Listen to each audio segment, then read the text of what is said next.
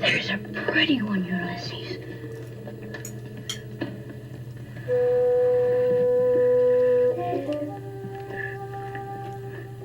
There it is.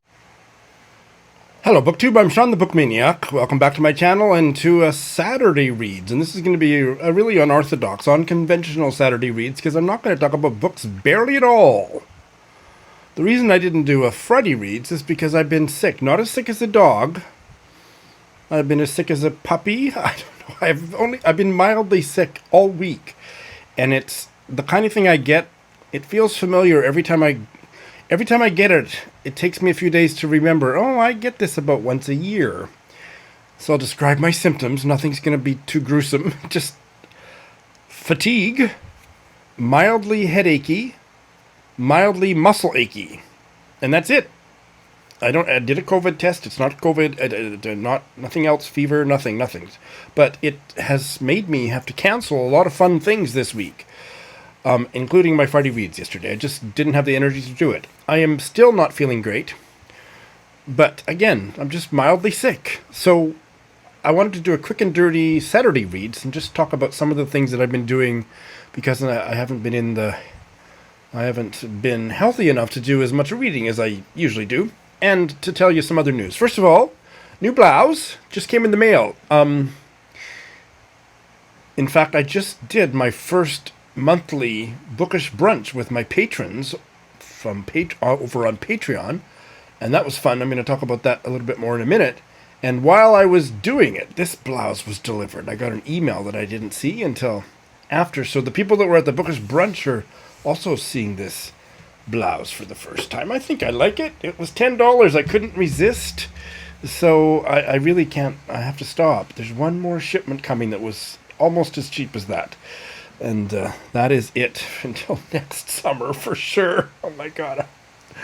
But yeah, I like it. I mean, it's probably going to be good enough to make a few videos in, and it's going to fall apart, but that's why I buy them. So yes, just had the first monthly bookish brunch for patrons, and that was so much fun. There was 7 maybe, or 8. I didn't count, but I think something like that. And we introduced ourselves, and they're from Poland. Let's see, can I name all the countries? Poland, Netherlands, the U.S., the U.K., but that person is in America. Canada. Was I the only Canadian? Well, I gotta look at the list here. No, I was not the only Canadian. And lots of Americans, and it was just, and it was just really fun. So those are going to be monthly, and that is the new primary benefit that all patrons receive. Speaking of Patreon, I want to welcome a new patron, and I was delighted and really quite flabbergasted in the most positive of ways that the Irish novelist Lynn has joined my Patreon and took out a year's membership for the Book Buddy tier. Welcome, Lynn. What a lovely surprise. That just made my day. Thank you. Lynn Buckle is the author of 2 novels. The Groundsmen, I believe, was her debut. And then her second novel, or novella, What Willow Says. I absolutely loved. That's the only one I've read, and I have a full review. Put a link to that in the show notes. Delighted to have Lynn as a patron. So thank you, Lynn Buckle. I'm not going to talk about any books that I'm currently reading because my brain is just not working well enough. I have been doing a certain amount of reading, but I just don't have the bandwidth to tell you about that. Stay tuned next week. What I'm going to tell you about instead, I'm going to show you the books I'm going to start in the coming week. But otherwise, you better sit down when I tell you the topic for the next few minutes, and that is TV and movies. I've been watching some TV and movies. What the hell's wrong with me? I am sick. I really don't make any time in my life for TV and movies. I watch about 1 or 2 movies a year and probably even fewer TV shows. Although I go in fits and starts with both. So when I was feeling a little bit kind of out of sorts, I turned on the Amazon Fire Stick or whatever it is. I've got my sister got me one of those, and it gives me access to a whole bunch of free shit. Because I canceled Netflix because I was paying like $20 a month and never watching anything after I watched binged watched all 6 seasons or however many seasons of Kim's Convenience. I just don't really like TV and movies very much. However, I was in the perfect headspace, and I explored all the free stuff I get with the Amazon Fire Stick, and one of the, it's not a channel, I guess it's a platform, is Tubi, Tubi, Tubi, I think. And what an amazing amount of old and off the beaten track TV shows and movies they have. So the one I added so many to my saved list, so in a year when I feel like watching TV again, I'm going to have a lot of things to choose from. But the one that I watched one episode of is a 1950s sitcom starring Betty White. It's called Elizabeth something.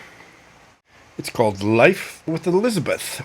And I loved that one episode I watched. It wasn't very good. Very low production values. The acting was really good. But what I loved about it was Betty White. You can see the Betty White we all know and love from back in the show ran from 1953 to 1955. And her voice and her smile and her humor, she wasn't allowed to get very skanky back in the early 50s, but it was just filled me with joy to see her so far back, and that the essence was all there. And so I am going to keep watching an episode. They're not great, but she's funny, and there's some good actors in it. The other actor in the episode I watched, who's like one of the friends or neighbors, is the tall actor who is the banker's secretary in the Beverly Hillbillies. I don't remember her name, but yeah, she was in this, playing a much less prim character. So that was a lot of fun. On Amazon Prime, because I am an Amazon Prime member, I get access to a lot of stuff without paying extra for it. And the one movie that I watched was a Timothée Chalamet movie called Beautiful Boy, and it also stars the guy from the American version of The Office, whatever his name is, Steve Carell. I've never watched The Office from either country, because it didn't ever sound very interesting to me. But the acting was so good in it.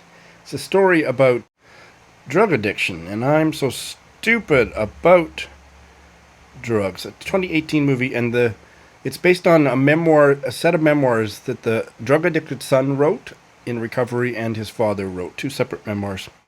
And it's about crystal meth addiction. And Timothée Chalamet does an amazing job. I didn't think the movie itself was all that great, but Steve Carell and especially Timothée Chalamet were so amazing that it didn't matter if there was other things that I didn't like. I just thought it was a really powerful movie. So I watched my second Timothée Chalamet movie.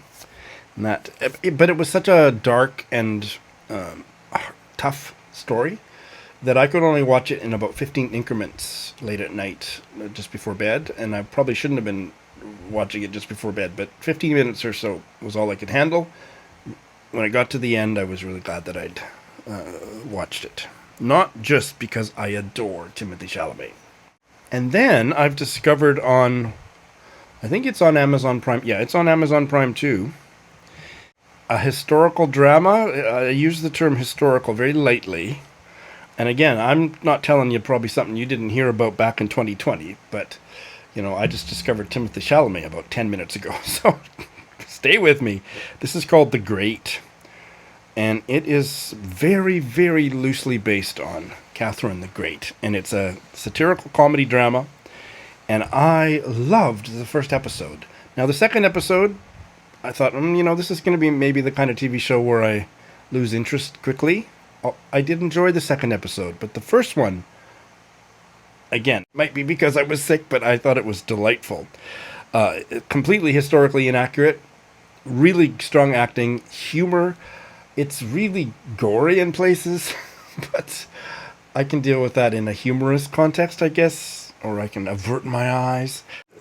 Tony McNamara, an Australian playwright and screenwriter, is the writer of this. He originally wrote a play of the same name, The Great, i.e. Catherine the Great. 2 or 3 seasons.